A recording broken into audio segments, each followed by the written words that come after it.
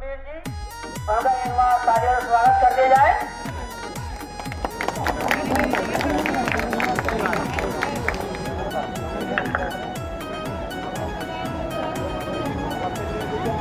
इसके इंतजार में हम बैठे हुए थे, वो मेहमान भी आ चुके हैं, क्योंकि हमारा पहला कर्तव्य होता है बाबा साहब को पुष्प अर्पण करना और माला पहनाना। तो कड़े को पहले शुरुआत करते हैं, बाबा साहब को माला पहनाते हैं और पुष्प चढ़ाते हैं। माननीय विधायक जी से भी हम कहेंगे और सभी साथी जो बाहर से आए हुए हैं सभी एक बार बाबा साहब को फूल अर्पण जरूर करें। जो साथी गाँव वाले हैं, माताएं बहनें हैं, सभी पुष्प अर्पण जरूर करें।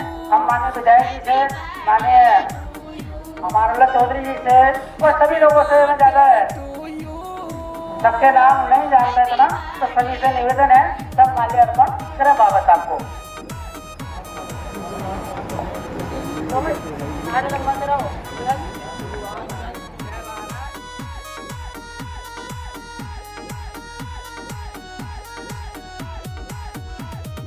दलितों के मसीहा तेरी याद यहाँ आती है, दुख उठाए हमारे लिए दिल को सताती है। दलितों के मसीहा तेरी याद यहाँ आती है, दुख उठाए हमारे लिए दिल को सताती है। दिल को सताती है, दिल को सताती है, दिल को सताती है। लाए शिक्षा खोज यहाँ पे, लाए शिक्षा खोज यहाँ पे, हम गाए रोज यहाँ पे। ओ बाबा तेरा हैप्पी बर्थडे मनावे, तेरा हैप्पी बर्थडे।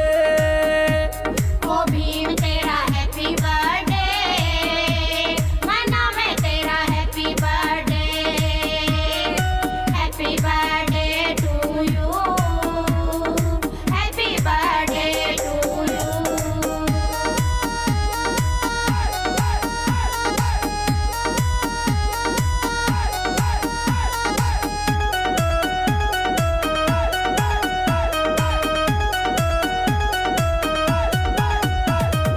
दलित पिछड़ों को बाबा लाड लड़ाया था, नारी को बाबा तुमने मान दिलाया था।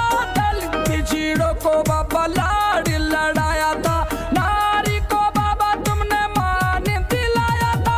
मान दिलाया था, मान दिलाया था, मान दिलाया था। जद माँ का प्यार न पाए, जद माँ का प्यार न पाए, तुमने भारी कष्ट उठाए। यो बाबा तेरा हैप्पी बर्थडे मनावे, तेरा हैप्पी बर्थडे। ओ भीम तेरा हैप्पी बर्थडे मनावे, तेरा happy birthday. Happy birthday to you, happy birthday to you.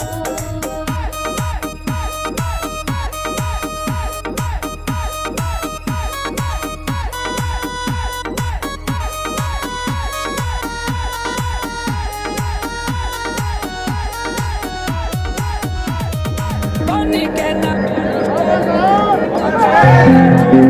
अमर है, अमर है। 5 दिसंबर 1956 की सुबह डॉक्टर भीमराव अंबेडकर देर से सोकर उठे। ज्ञानचंद्र उनके उठने का इंतजार कर रहे थे। रत्न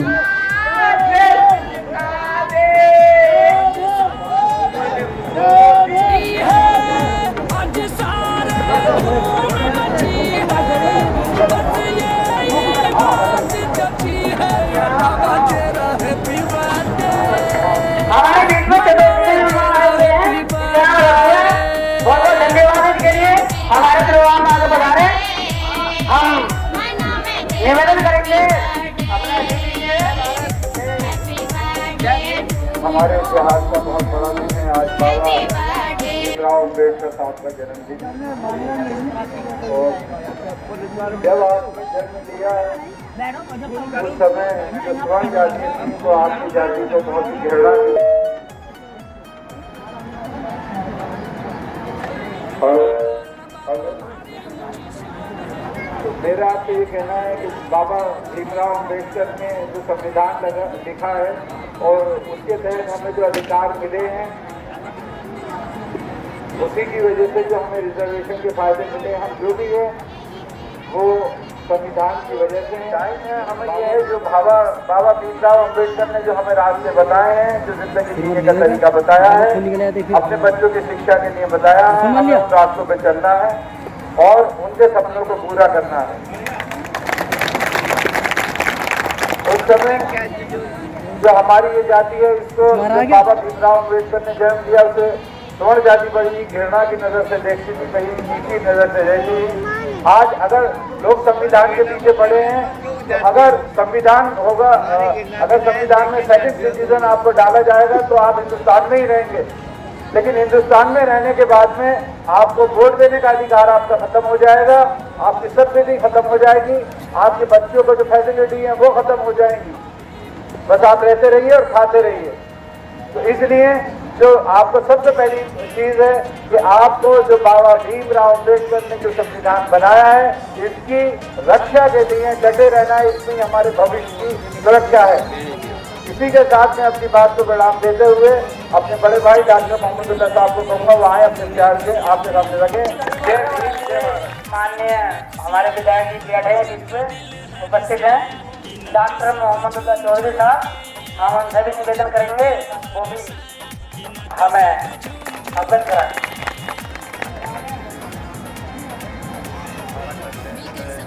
मोहतरम दोस्तों, अम्बेडकर दिवस पे पहली मर्तबा मुझे आने का मौका मिला है। मुझे नहीं मालूम कि आप हमेशा बाबा साहब का जन्मदिन मनाते हैं या नहीं मनाते हैं, लेकिन हाँ, पहली मैं आया था इससे पहले भी यदि तो बाबा साहब की मूर्ति देखी थी, ये पार्क देखा था, तो ये खुशी ज़रूर हुई कि एक जागृति इस समाज के लोगों में आ रही थी।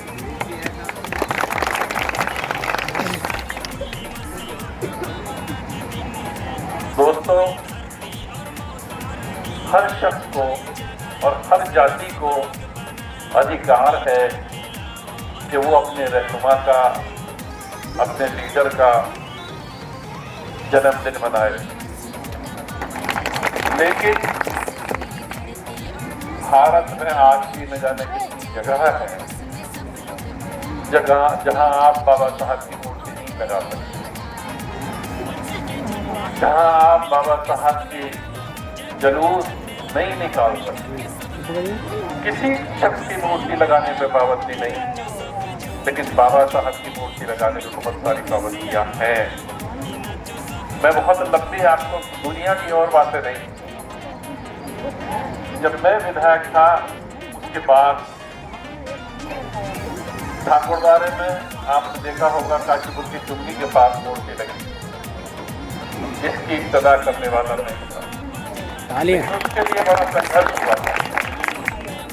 आज हमारे एक साथी तो ये बैठे हैं, एक गरीब दास जी थे, अभी हैं बेचारे कमजोर हो गए हैं,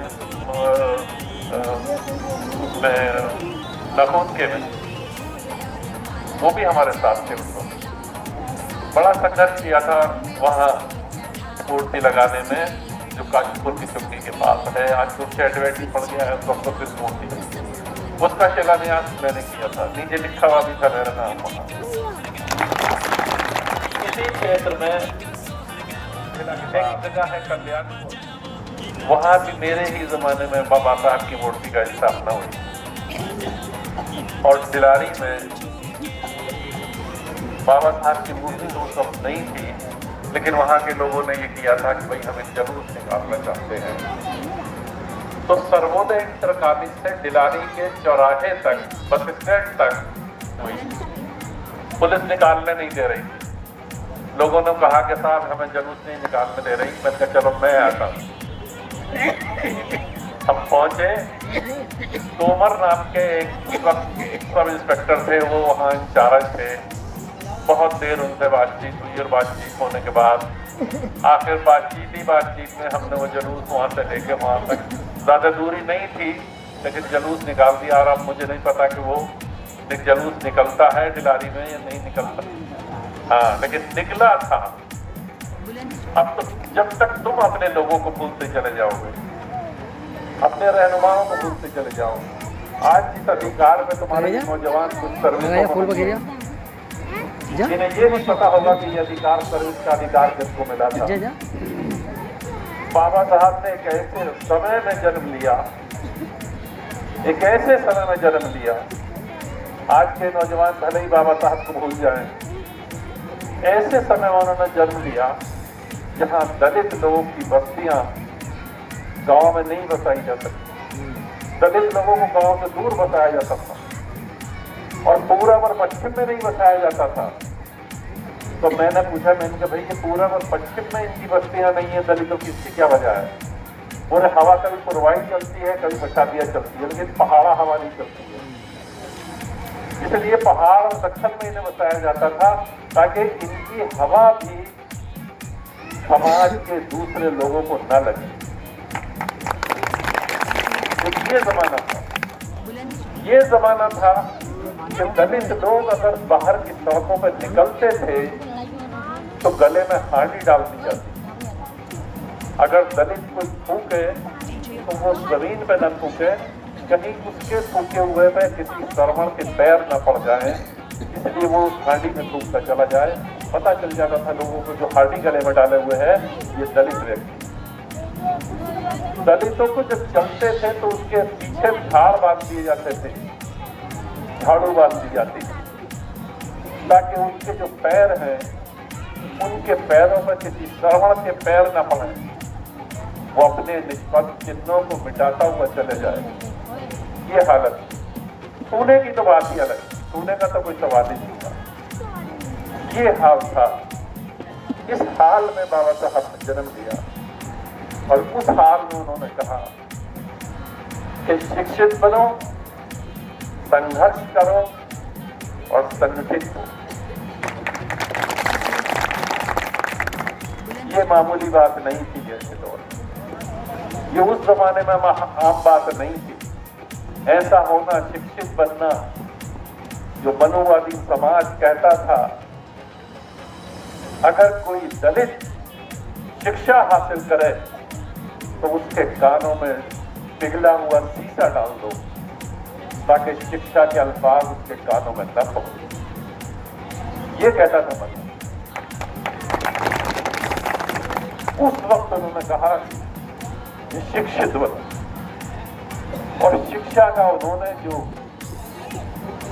मीनार कायम किया, उस वक्त की बेहतरीन शिक्षा, LLB किया, LLM किया, LLD किया, PhD किया, लंदन गए, पारेट ला किया।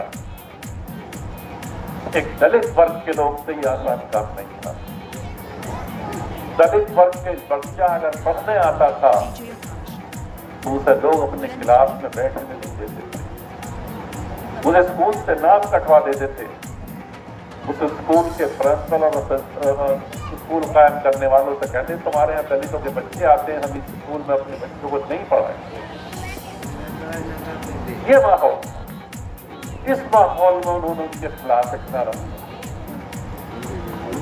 नारा दिया, उस मनोवादी शक्ति के खिलाफ। उन्होंने अपनी सारी चाहते तो लंदन में या महाराष्ट्र के किसी राजा के यहाँ बहुत अच्छे ओहदों पर बैठ के अपनी जिंदगी बड़ी आसानी से गुजार सकते थे, लेकिन उन्होंने नहीं किया। उन्होंने नौकरी नहीं की, उन्होंने इस समाज को सुधारने के लिए अपने जीवन को सफल होकर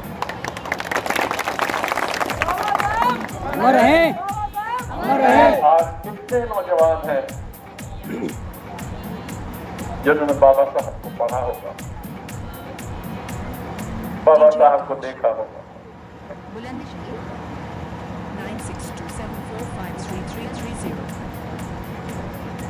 जिस जमाने में अंग्रेजों से आजादी की लड़ाई लड़ी जा रही थी, एक लंदन से एक पत्रकार आया और उस पत्रकार ने आके दिल्ली में उतरा, देर हो गई थी रात में। उस वक्त वो गांधी जी का इंटरव्यू लेने के लिए गया। गांधी जी उस वक्त सो चुके थे, रात हो गई। उसको बताया गया भाई गांधी जी तो सो गए, कल आना, तो वह कल मिलेगी। तो ठीक है चला। फिर वो मोहम्मद अली जिन्ना का नाम आप लोगों ने सुना होगा। मोहम्मद अली जिन्ना के घर गया दिल्ली में, उनके ऑफिस में कोई साहब ये जिन्ना साहब हैं, मुझे उनसे इंटरव्यू लेना है, मैं पत्रकार हूँ, लंदन से आया हूँ। कि भाई वो इस वक्त सो गए, सुबह कल आइए, अब नहीं मिले। उसने कहा अच्छा भाई चलो, ये तो दो बड़े लीडर थे, नहीं मिले। अब भाई मैं बाबा साहब अम्बेडकर का नाम पूछता हूँ, चलो हाँ भैया। वो बाबा साहब के घर गया और रात के 12 बजे से ऊपर हो चुके थे। वो बाबा साहब के घर गया और देखा बाबा साहब वहां रात के 12 बजे से ज्यादा बैठे हुए कुछ पढ़ रहे।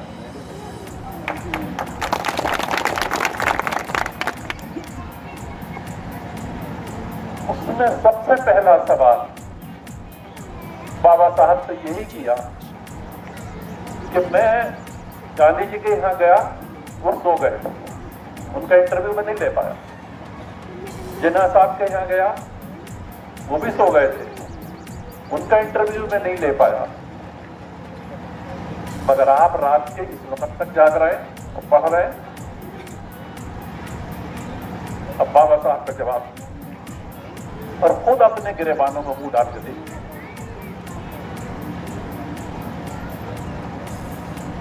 बाबा साहब ने कहा जो कौम जागी हुई होती है, जो कौम जागी हुई होती है, उसका लीडर आराम से सोता है, और जिसकी कौम सोई हुई होती है उसके लीडर को जागना पड़ता है। अमर है, अमर है। मैं इसलिए जाग रहा हूं, उनकी कौम जागी नहीं है। जो कहेंगे वो उनकी कौम करने के लिए तैयार है, चाहे जिन्ना की कौम हो, चाहे गांधी की कौम हो। लेकिन जो मेरी कौम है वो सोई, मेरी कौम मेरी बात मानने के लिए तैयार नहीं है।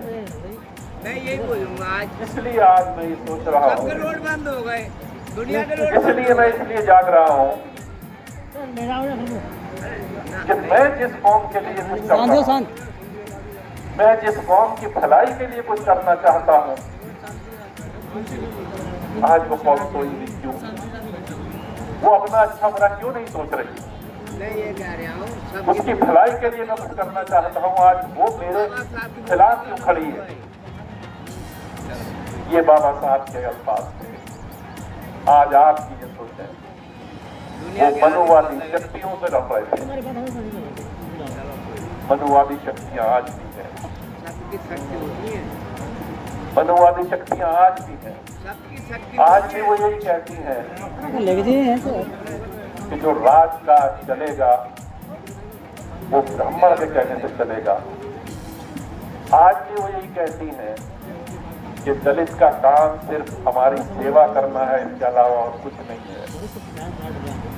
आज किसी दलित को किसी कुर्सी पे बिठाना, बाबा साहब के अम्बेडकर ने जो हमें संविधान दिया है उसकी मजबूरी हो सकती है, लेकिन किसी को बिठाने के लिए तैयार नहीं।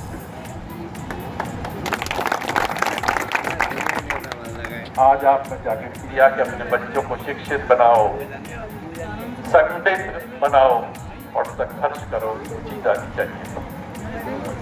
अभी ये मैं आ रहा था कि 1956 में बाबा साहब का 6 दिसंबर 1956 को बाबा साहब का देहांत हुआ। 6 दिसंबर 1956 को बाबा साहब का देहांत हुआ और मरने से पहले उन्होंने कहा था, अल्फाज याद कर लेना मेरे, जो उनकी किताबों में लिखे हुए हैं, कहीं से मिटा नहीं सकते। उन्होंने कहा बाबा परिवार में जरूर हुआ, किसी का भी जन्म होना उसकी मजबूरी है, उसकी मजबूरी है उसका जन्म होना, लेकिन मरना मजबूरी नहीं है। मैं हिंदू परिवार में पैदा हुआ, लेकिन मैं हिंदू परिवार में मरना नहीं चाहता। और उन्होंने बौद्ध धर्म स्वीकार कर लिया। कि पता है सब लोगों को नहीं है। उन्होंने कहा मैं ऐसे धर्म को नहीं स्वीकार कर सकता जिस धर्म ने हमें दलित बना के छोड़ दिया, जिस धर्म ने हमें हरिजन बना के छोड़ दिया। जिस धर्म ने ये कहा हो, मुझे वो दोहा याद नहीं आ रहा, पता नहीं आप लोगों को याद होगा कि महिलाएं और दलित ताड़न के अधिकारी हैं। पिड़ताड़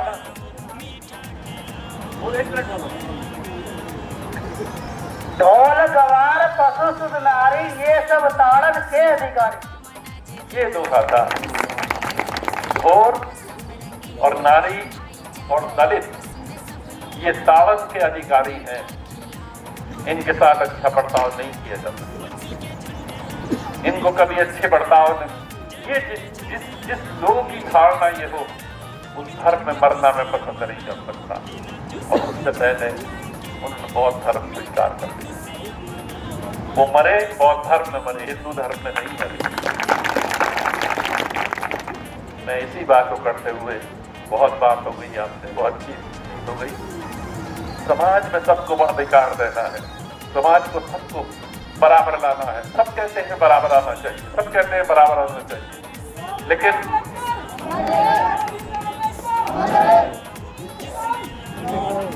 सब कहते हैं कि बराबर का अधिकार मिलना चाहिए, लेकिन फिर भी डंडी मारी जाती है।